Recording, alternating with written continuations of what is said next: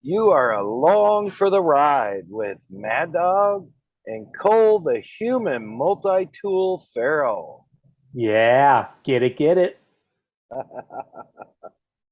I decided to fly through the air and live in the sunlight and enjoy life as much as I could, and that's just what I'm doing.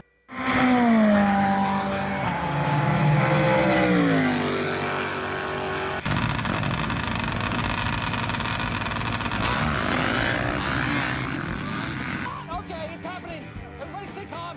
Hey, everybody, I'm really excited for this episode. This is episode 3 of Along for the Ride. You are with the Mad Dog, that's me, and Cole, the human multi-tool. I will get into that, Farrell. Man, dude, I'm excited for this because episode 3 is the Cole 9 yards. I can't believe you came up with that. And I don't know where the hell that came from, but I've had so many nicknames all my life, as you have, I'm sure, and I've never heard that one. Well, Cole Trickle Dickle Farrell, that was a new one as well. But Yeah, that's one that may stick.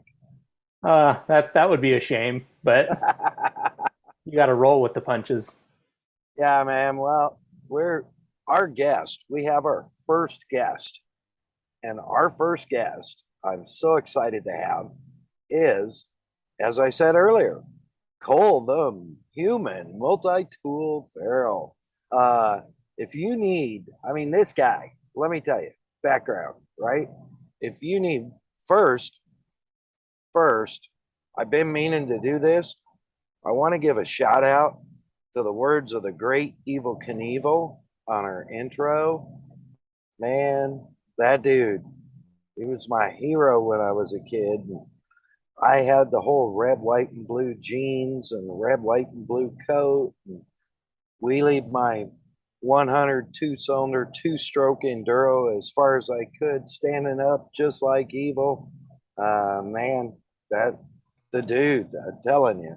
Anyways, all that aside, this guy, Cole Farrell, if you need someone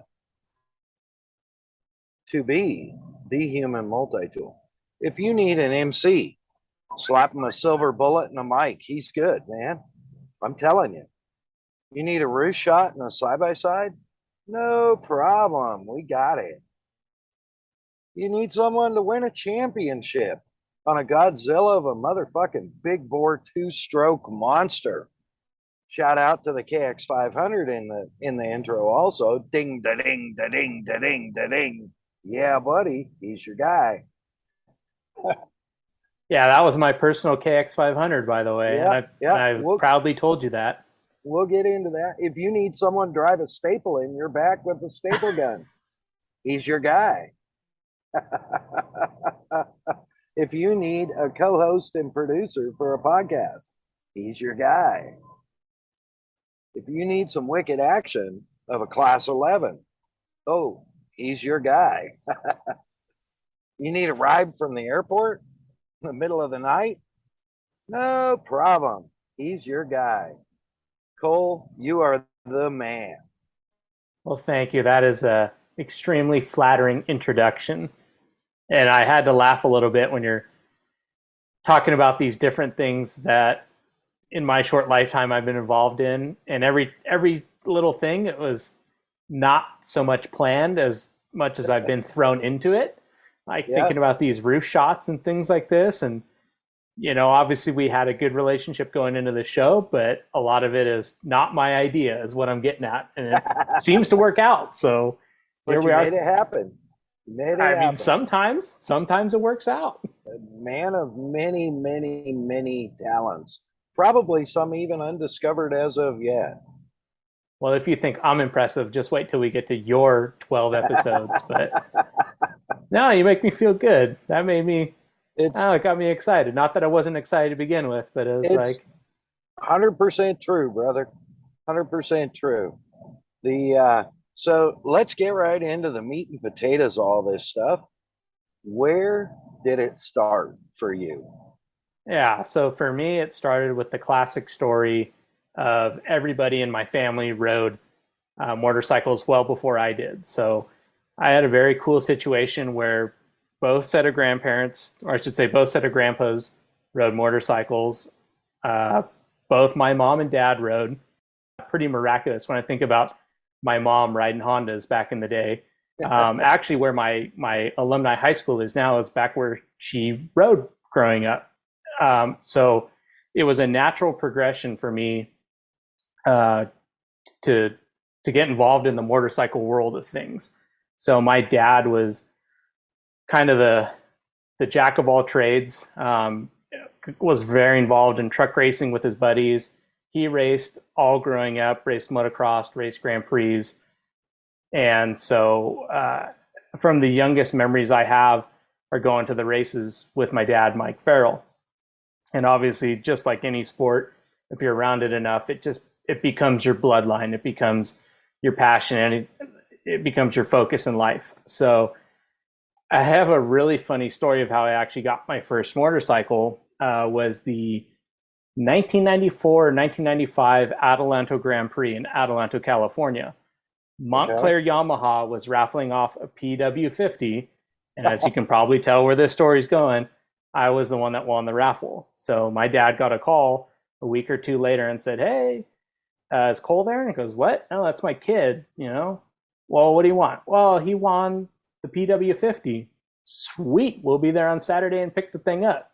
So that's a total godsend because no dig at my dad. I know how expensive motorsports are and can be, but who knows when we would have had the chance to ride had that not happened. So I have a brother, we call him Inglewood Jack, and he's 3 years older than me. So Inglewood Jack and I started on this PW50. And what was cool back then is my dad was living in the Dana Point, Capo Beach area and was very involved with the San Clemente crew and all those guys and the Campbells and that whole fun crew. And so there was actually it's still there today. I won't tell you where the hell it is, but there's actually a little riding area in San Clemente. And that's where we actually got started, was this little oval trail track there in San Clemente. So was extremely blessed to do that. I'll never forget Cycle City in Lake Forest, getting dressed in my first set of Thor gear. I had blue Thor gear, a white knockoff helmet of some kind. I always thought it was an Arai until I was way older, and then I realized it was not. But for story's sake, we'll say it was a white Arai helmet. And I had red Scott goggles, and I also had snow camo pants, which were not riding pants, it turns out. And it also turns out waffle stompers are not motorcycle boots. But those were absolutely our humble beginnings. And so I look at these pictures now, and it's just so cool to see the white helmet and snow camo pants. And this will all come back full circle eventually at the end of the story. But yeah, that's how my brother and I got started riding motorcycles. And so quickly, Inglewood Jack grew out of that little PW50 because he might have actually been too big at the time for that bike. So it worked out great because he got a brand new 1998 XR80 in 1997. And so then I had my personal white and purple PW50 that I just loved to death. And even looking back, I got to ride in some of the coolest places on that bike. That's where started at Johnson Valley, OHV area, got to ride in San Clemente, quite a few little mini tracks up there. Down in Vista, my grandparents still to this day have an acre orange orchard where my dad took an afternoon and built some small jumps and made a track, and it's still there today. And just, I had the coolest memories on this PW50. So long answer short, that's how it all got started. It was winning a raffle at Adelanto Grand Prix. Wow. See, I didn't even know that. That's so rad, dude. I had no idea. That's where the first bike came from. That's pretty, I mean, you want to talk about destiny, right? Oh, absolutely. I mean, that's, for the God believers at home, it's like, that couldn't have worked out more perfectly where a 4-year-old kid wins a PW50, Yeah. What are the odds of that at a time where I needed a bike, Right. So, man, that's awesome. I didn't know that. That's exciting. And People, I know you're going to listen to this episode, but at some point, I'm going to attempt to get a YouTube channel going, and you will have to rewatch this when we get it up on the YouTube channel, because the smile on Cole's face is huge, and it's like,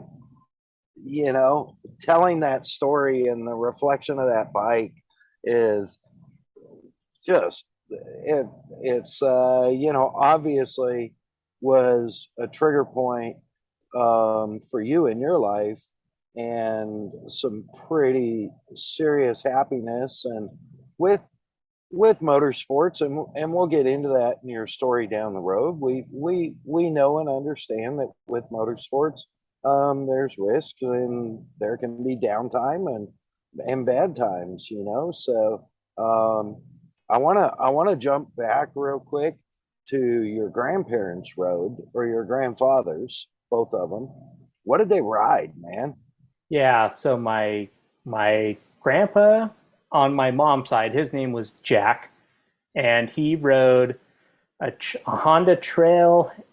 Had to be a 110, I want to say, a Honda Trail 110.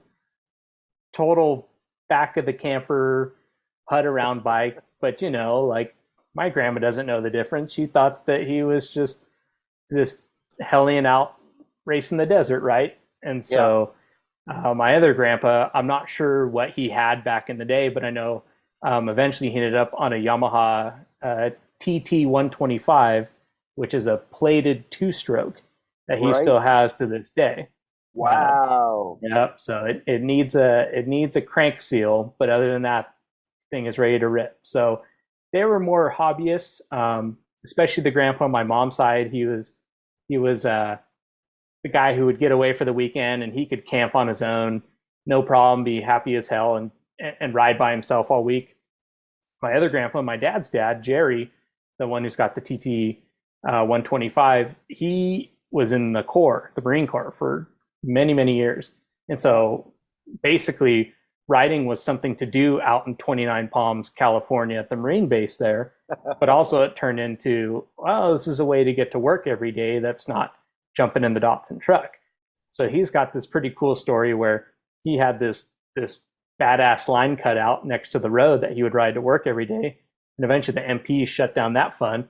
They said, you got to stay, 25 feet off the road. And so he said, okay, great. And so then he had these trails on each side of the road at the Marine base that became his personal racetrack to work and back every day.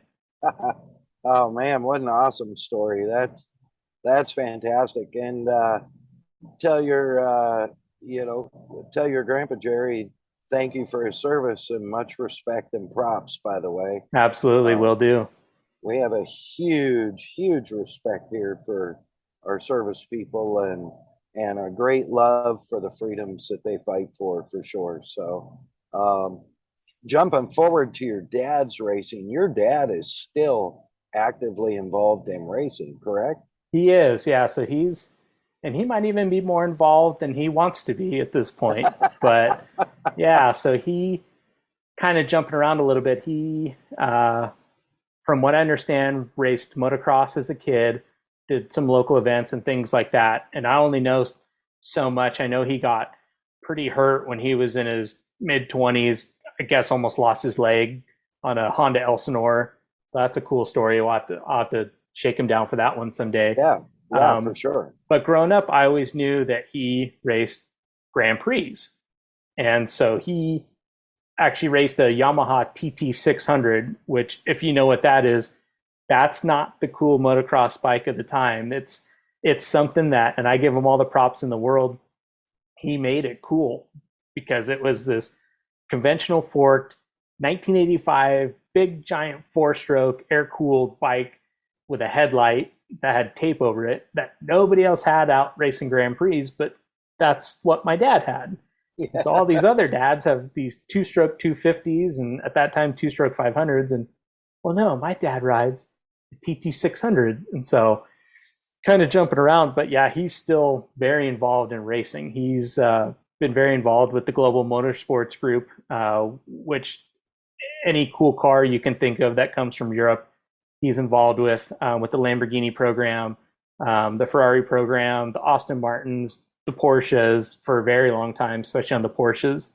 Yeah. So he's got a pretty cool, unique situation where he's an independent contractor, and he can, with a little bit of peer pressure, he can kind of pick and choose which events he wants to go to. So, like, I know that he will avoid things like Long Beach that are a little too close to home, but he'll gladly go to Toronto and maybe skip the 24 hours of Daytona where you have to be up for 48 hours. But we'll gladly go to, Road Atlanta or Road America. So Right. yeah, he's got one of those jobs where if somebody my age had it, you wouldn't shut up about it and stop posting about it. But because he's the dude that's been doing it for so long, and he can arguably make it sound uncool because it's like, oh yeah, well, we got a new tub from Porsche America and we had to put this race car together and we had to load. It's like, dude, like, I know it's your job, but do you know how badass that sounds? You know how many people how many kids playing Forza Motorsports right now would kill to be in that position? So Yeah, for sure. Yeah. I've had the pleasure of meeting Mr. Jack Farrell and or sorry, Jack. hey, no one's had the pleasure of meeting Jack Farrell. Okay, you've just had to meet Jack Farrell, but meeting Mike Farrell, yeah. Yeah, Mike Farrell. Sorry. No, you're good. Escaped me for a second there. And Sir Jackie, bless his heart. So, all right. So let's get back to you. So you're on the PW. Obviously, at some point, your skill level and your body growth is going to outrun the PW. By the way, while I'm thinking of it, I'm pretty sure the TT600 that Mike Farrell raced is in your garage, yeah? It was. He took it back. Okay. Yep. Okay. I knew it was. Yep. Yeah. Okay. It's a white with a red seat. It's a beautiful piece of machinery. But yeah, moving in this condo, I had two bikes moving in here to begin with. So yeah, sorry, Dad. That one got the chopping block and had to go home. So copy that. 'Cause, Anyways. Yep. Yeah. Anyways. Post, you outgrew the PW. Yep. So, and it was. Then what happened? That was actually a kind of funny but relevant part to the story, because I remember at a young age being, and I don't know why, but being so confident on that PW50 that I remember asking my dad on the couch one day. I said, "Hey, Dad, there's amateurs, there's pros, there's intermediates, there's novice. If you had to give me a rating, what do you think I am?" He goes, "You're like a beginner's beginner." It's like, oh, like, I don't know if you saw that 2-foot jump I hit earlier, Dad, but I was ripping on that PW. I mean, I would ride that thing till it's out of gas. But so that was my first piece of humbleness in motorsports, which turns out I needed along the way. But yeah, eventually grew out of the PW50. My brother's on this XR80, and luckily we had a connection at Performance Motorsports. So my brother moved up to the XR100, and now I was on the XR80. That was my hand-me-down bike. So it was kind of interesting riding with all these families that had these cool, badass KTM 52 strokes and 65s and all this stuff. And it's like, we're like the 4-stroke family, which looking back was absolutely genius, because the things could run on Pemex or diesel oil or whatever, and you can't kill those XRs. And my dad had the TT. Had many good years on the XR80, and even to this day, it still has the stock tires on it. So it's a little overdue, but I definitely remember riding that bike a ton as a kid.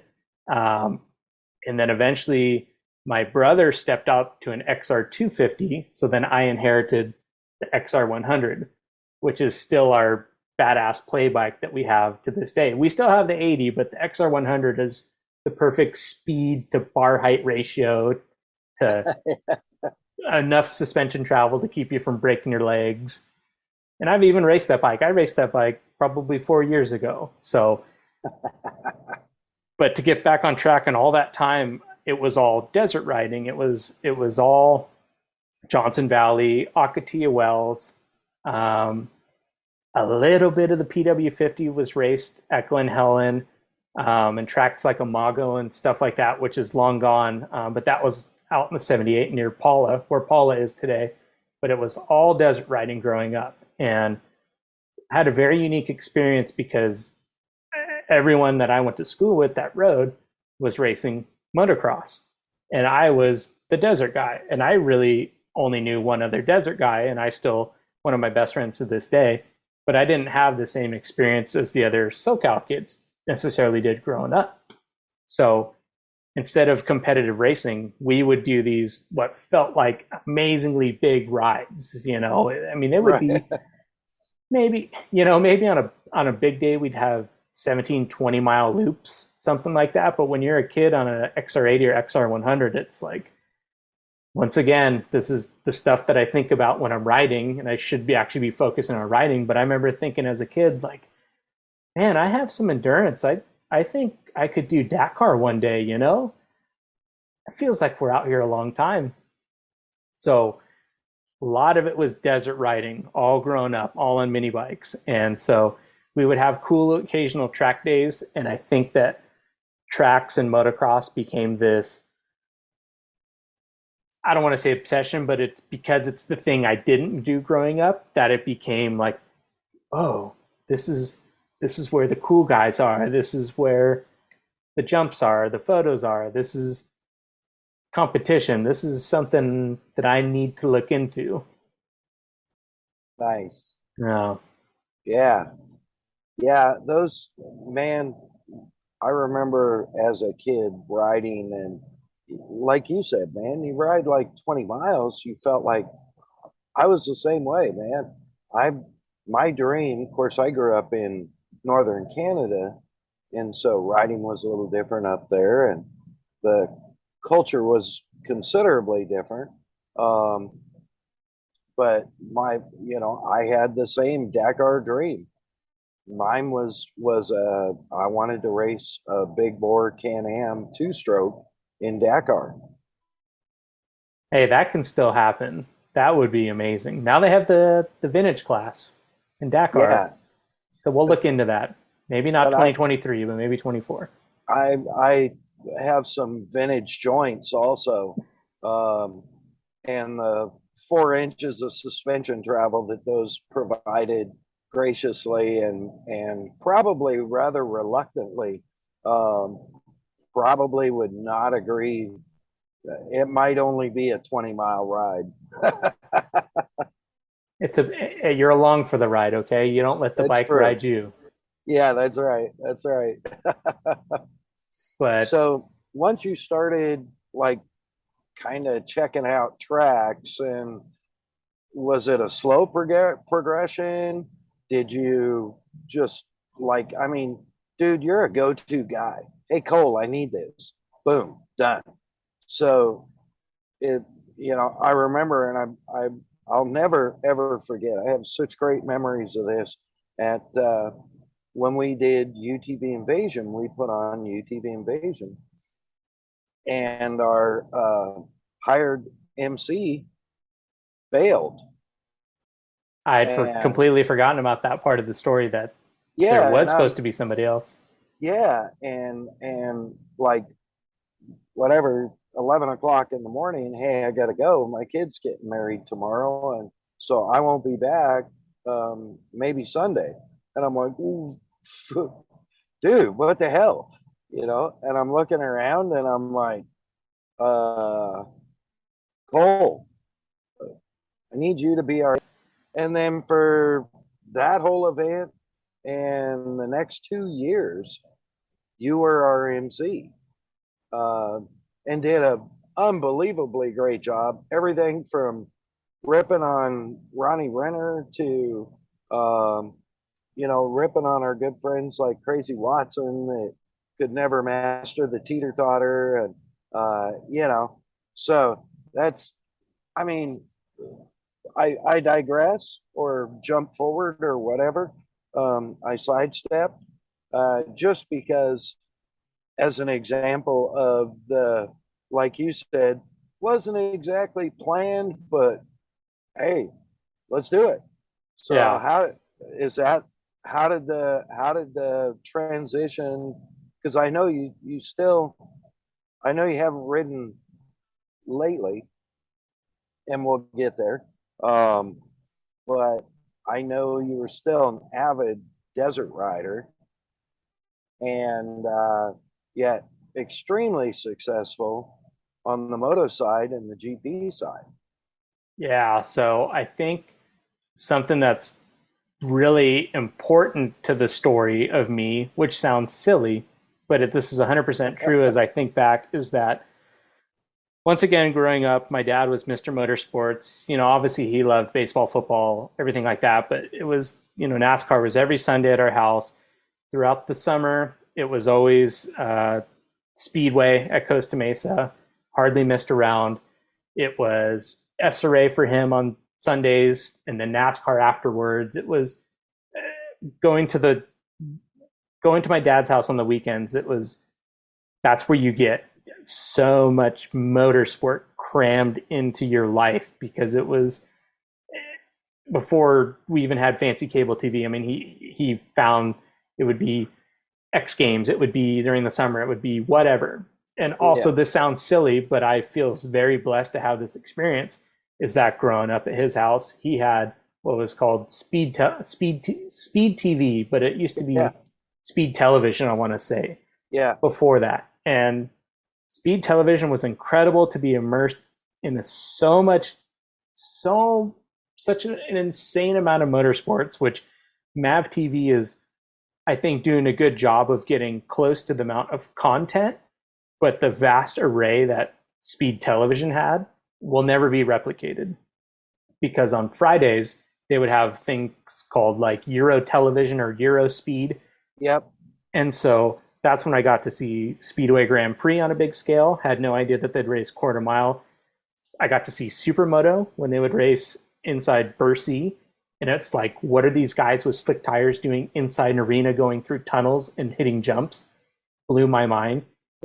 Sidecar racing, Dakar, Enduro GP. I mean, I could sit here for hours and hours and just tell you the amount of television that got thrown at me. So the relevance of that conversation is that I had so many things thrown at me where it was like, okay, I know I want to do something and my mind's changing every 5 minutes, but I want to be part of some sort of organized motorsport and I want to stick with something. And so when you get a little bit older, you realize, hey, slick tires on supermotos aren't that cheap. Hey, doing Dakar, you kind of need like $50,000 for the entry fee and a lot of help. Hey, for motocross, you got to have the cojones to hit these jumps and you got to have a way to get to the track. So being immersed in so much motorsport and I wanted nothing more growing up than to ride a speedway bike, because I was like, I think I can do this. To be honest, I would love the glitz and the glamour of Saturday night in the bull ring in front of my friends, my local friends. It was like, man, if I could put down a heater 4 laps, and I wouldn't fit today, but in cool leathers and all this stuff. I mean, I had the world thrown at me of motorsports, and I knew that I had to be part of one of them. So fast forwarding a little bit, always rode desert growing up. Well, just as seasons of life change, once we kind of got into the late middle school, high school area, or I should say era, stopped going to the dad's house as much, just because you're hanging out with your friends on the weekends and riding bicycles. And we actually did a little BMX racing and stuff like that. But because of the seasons of life, I should say, changing, we didn't ride so much growing up once you got to the middle school, high school area. So there was a whole long line, whole big piece of time where I might not have ridden for 2-3 years, to be honest, just because it didn't line up. It was, hey, maybe we'll go New Year's. Oh, well, it's going to be crazy. Hey, maybe we'll meet up with these people. And it's not holding anything against anybody. It just didn't happen. And it wasn't that we were beating up our dad. Hey, take us riding. We're going racing. It's like, hey, this is when you start discovering girls and ruckus on the weekends. And you don't have the means or the job to take yourself riding. And so if it's not directly handed to you on a platter, it's like, well, we'll go race, we'll go ride when it's time, kind of thing. Yeah. And I think I kind of needed that because even fast forwarding a little bit more, well, I should actually, sorry, I'll edit this, but take it back a little bit. The next step after the XR100 is my dad got me a CR250. So if you know what an XR100 looks like and you know what a CR250 is all about, that's a pretty big jump. And so I was probably 12 or 13, and I'll never forget it. I had red shift gear on and a black and red Thor helmet, and for some reason orange goggles. But my dad had me ride this 2001 CR250, and this has got to be 2004 or 2005. So it's a pretty, I mean, that's a damn brand new bike. And so he threw me on this thing, and I could take you to this loop today in Johnson Valley, but I rode it through some tight stuff, through some whoops, and the thing just scared the living daylights out of me. It was just going from a lawnmower bike to a real CR250. I mean, that was just such a jump. And I would, being so small and so light, you feel like you would come out of the corners and it would want to pull the front end, and it just frankly felt like it wanted to kill you. Yeah. And so this bike was incredible looking back, but I'll never forget doing these little loops and having to find a rock to put my foot down because obviously I couldn't touch the ground. My dad's going, "Hey, how was that? What do you think?" And I know for a fact I tried to cool guy him so much, instead of being, "Dad, thank you, I can't believe this," or even worse, I wasn't honest. This bike scares the living hell out of me and I never want to ride it again. I remember saying, "Oh yeah, it's cool. It's got some nice suspension. It's a little bit better than the XR100. It handles the whoops a bit better and stuff."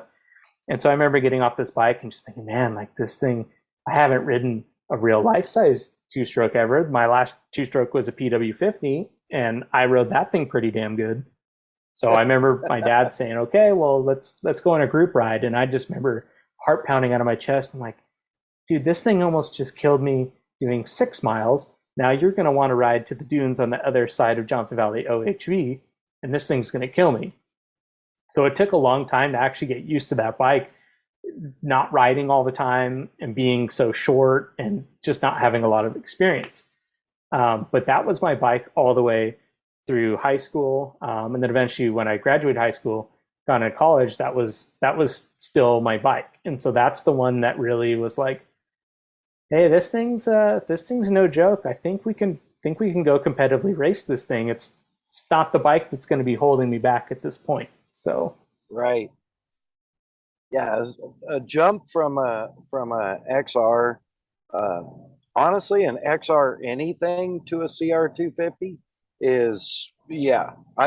Having ridden almost every XR model made in size, and having ridden a CR and a YZ, good Lord, yeah. From a 100 to a CR250 is like, okay, so you've mastered flying the ultralight. Here, take the F-18 for a rip and see how you do. absolutely.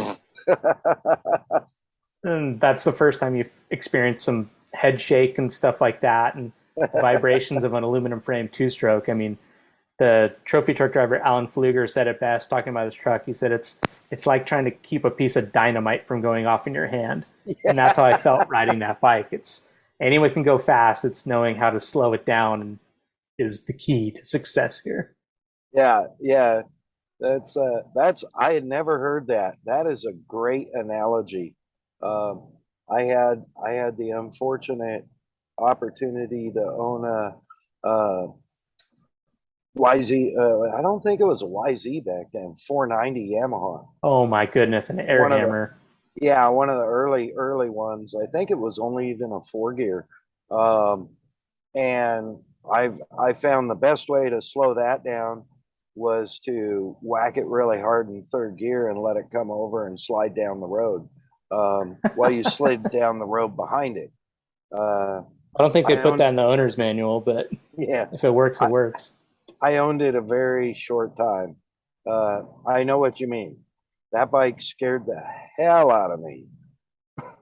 Now, if you can contain it, you can be king of the mountain. But it's Yeah, finding that fluidity that's very tough. right.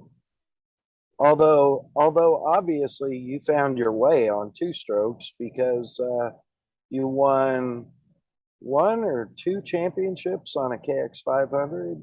I won one. It was a big one. Yes, Yeah. as Hashtag a one time. AMA number one plate. I'll take it. I'm It'll, gonna be buried with that thing. it'll be known as the champ forever. Yeah, but KX 500. I mean, you talk about that 490.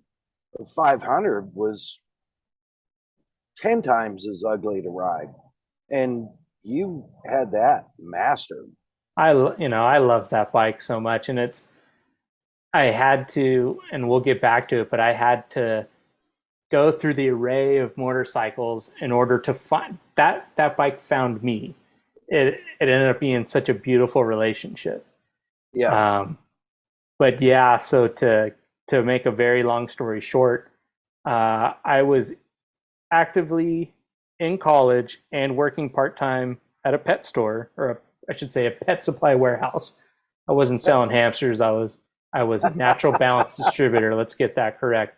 right. But Let's not get into the whole hamster thing. the whole Let's just well, that's yeah. that's episode 499 hamsters. Okay. Yeah. Cool. But I actually had a 66 Baja Bug at the time. That was my daily driver to school and to work. And it's kind of hard to go riding and racing with a Baja Bug. So I was bumming a lot of rides off friends, and I had met some people right at the end of high school that were all into riding. They were former motocross guys, but now they're riding desert. And it was like, I'd known these guys for, I don't know, maybe 6 months or something before it was like, whoa, you have a motorcycle? Like, I have a motorcycle. Why don't we go ride motorcycles together? So thank God I met guys in particular like Special Kyle, who had a nice 2500 pickup, and he had a nice KX 250F to go take us all riding, and we would shove 3-4 bikes in this thing. Nobody has any money. Nobody, Right. we were at the grace of living with our parents and whatever money we could scrounge together to go ride. But luckily, I'd met these guys right at the right time that kept me going again. And to be full honest, it was a really strange transition. And I don't think I'm the only one, but motorcycling was always with my dad and my brother. That was who I rode with. So now there's this first time, and you're probably 18 or 19 years old, and you're like, hey, so I want to go ride, and you can come, but I want to go ride without you, and my bike's in your garage, so is this okay? And my dad, being so cool, was just like, hell yeah, let me know what you need. I think he even probably put a brand new air filter in it and got all my gear together and was like, hey, have fun. You need $20 for gas, whatever, pay Kyle, make sure. But yeah, he was all about it, because it was not that he didn't want me to ride. I just think that he was at a time in his life where he was just so busy with working that he's around motorsports 24/6. So that seventh day was the day of rest, and I don't think he personally was ready to go back to the track on his one day off a week. So thank God I'd found these guys to go ride with. Right. But props to your dad, because he obviously wanted to share the stoke. Absolutely. Yeah. Now obviously there's some dad teachable moments where he's like, hey, don't forget to turn the gas off and run the thing out of fuel. Check your tire Right. pressure. There's definitely a procedure still. It wasn't, like you said, he wanted to share the stoke. He definitely wanted me to go ride. There was just, he's Mike Farrell's kid, so he wants to make sure that it's done the Mike Farrell way, which is, Right. I completely understand, because I didn't pay for this CR250. I didn't pay for any of this gear. This is all stuff that he hooked me up with. So now I'm going off riding with my hoodlum buddies. It's like, okay, well, bring that stuff back in one piece. Otherwise, you're going to have to figure it out. So, Yeah, cool. So you started riding with these guys. So started riding with these guys, and it's so funny to look back, but I remember there was a poker run. I was working at a Ford dealership, and someone said, "Hey, I do this poker run every year. It's kind of like an informal desert race because it's a poker run, but there's still a little bit of hey, Sure. let's see who can get done first." Yeah. So the hoodlums and I met this guy from my work, and we all went out to Barstow, and we did this race where you're following tape, just like desert racing and stuff. And it was like, damn, dude, this is so cool. This is an organized event, and I feel like king of the mountain because nobody's racing you, and you're hauling ass. So it's like, hey, I might be pretty good at this, you know? And so to fast forward after this, like I said, my dad had always done these SRA Grand Prix. And Grand Prix means so many different things to so many people.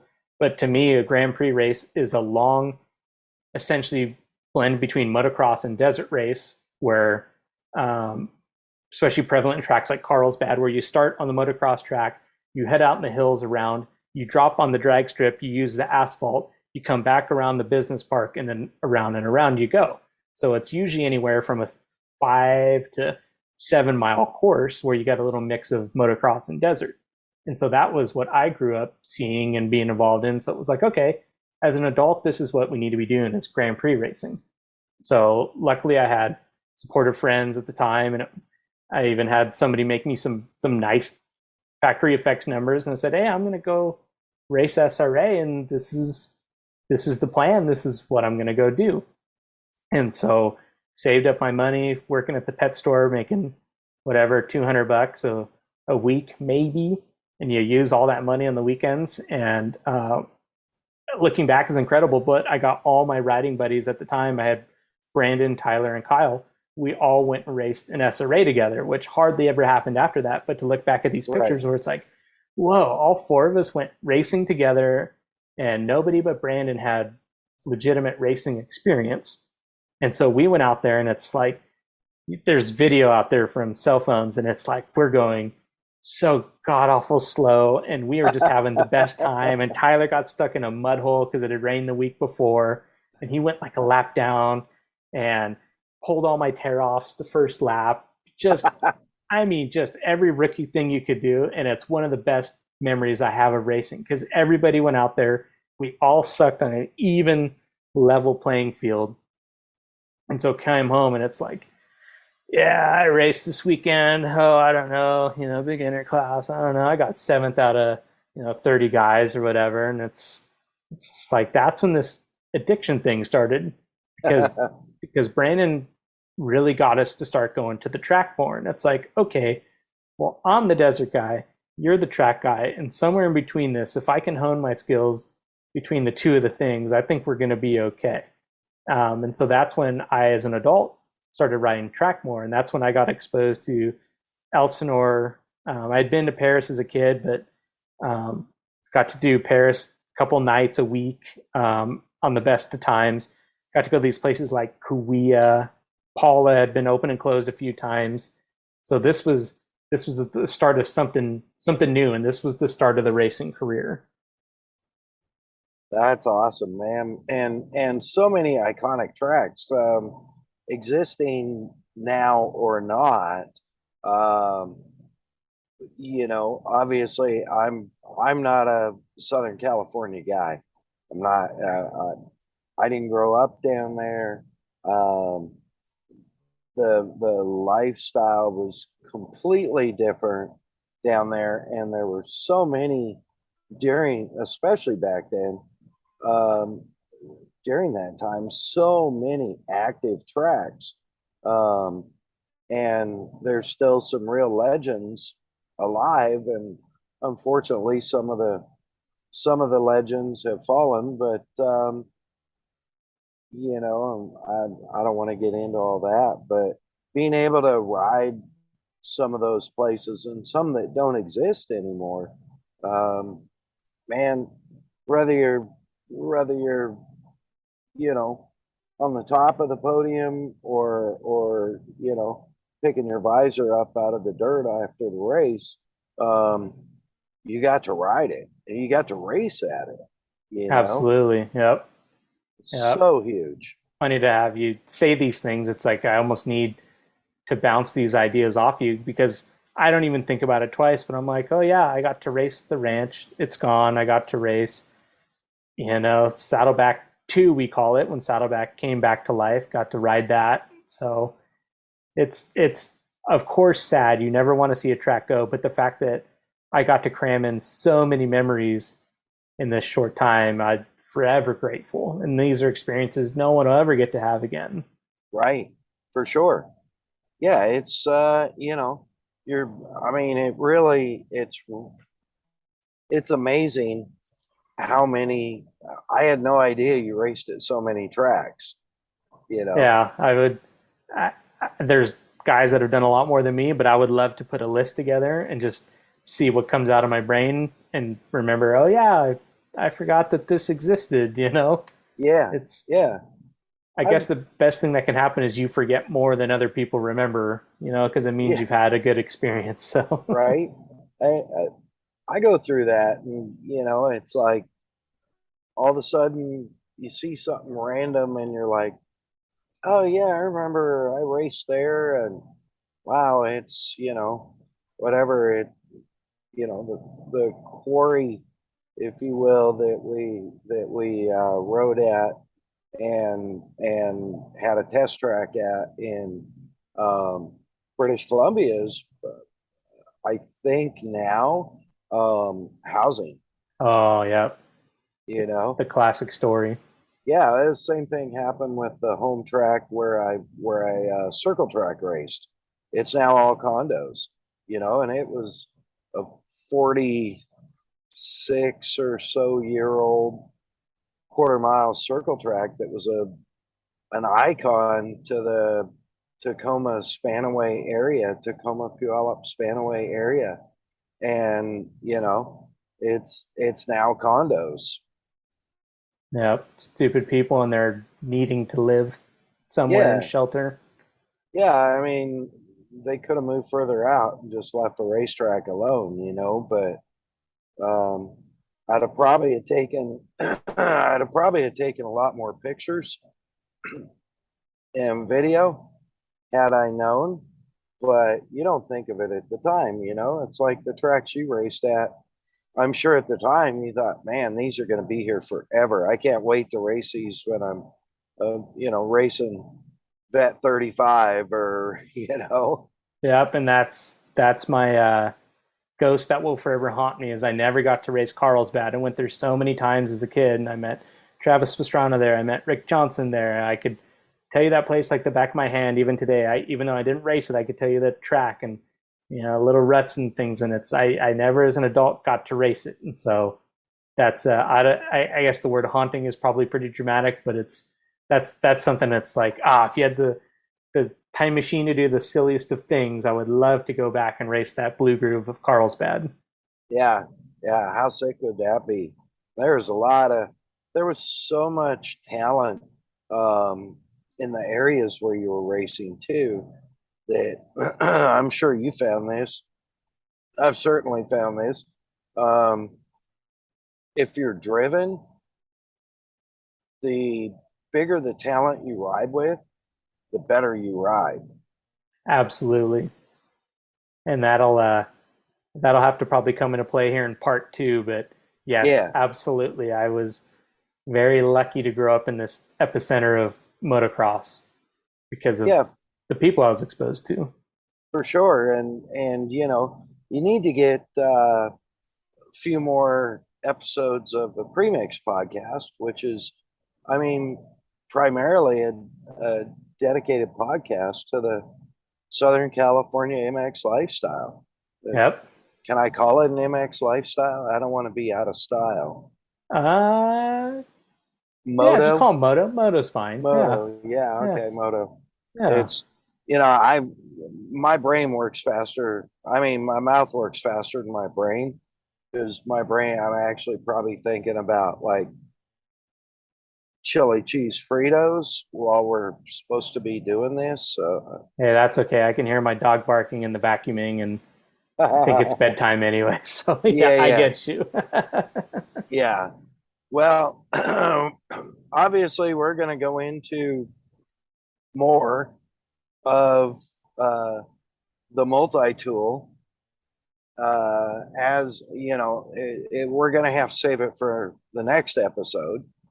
Um, and so, I'm really stoked though, because I've learned something about you a lot about you that I didn't know. So that's that's super exciting, and man, it just jacks me up. I'm like excited to hear more. I Yeah, want I'm excited to get into the meat potatoes of it because yeah, it's I think all of that was unfortunately necessary to get to understand of why at my strange age I was so ready to go race competitively because I didn't necessarily have that growing up, but all the building blocks were there and all the passion. I just didn't have the money necessarily or the opportunities just yet to get there. So I think that'll be a great place in the next episode to be like, okay, so that's when I hit the gridiron. yeah, for sure. I think that'll be great and cover it, all the way up to like where we are now, and it'll give us the opportunity to cover some more of your motorsport, not moto adventures. Um, Absolutely. And there's been a lot. Not as many you as you, know, but there's been a lot. quite a few, and uh, and go into your why you're not racing now, and all of that. I mean, there's a whole nother story. Hell, this may be two more episodes, um, which wouldn't disappoint me at all because, like, this is fantastic. I mean, it's good stuff. If people don't like it, you know what? Don't download it. I'm okay with you. Hey, if people don't like it, I mean, we've been friends for so long. The only thing we're going to do is get to share more stories back and forth anyway. So Yeah, I mean, seems like a win to me. there's more and more stories coming. So I think we need to wrap up tonight because we've been trying to hit that 35 to 45-minute goal, and we haven't done it yet in two episodes. Nope, So, not yet, but and we'll get there. I'm sure we won't in this episode either. Um, maybe the next one. Maybe I don't know. You're gonna have to put a big digital timer behind you so I can see it. It's Uh, honestly, I've had that thought before. Not that yeah, we go too long, but some kind of production value around here.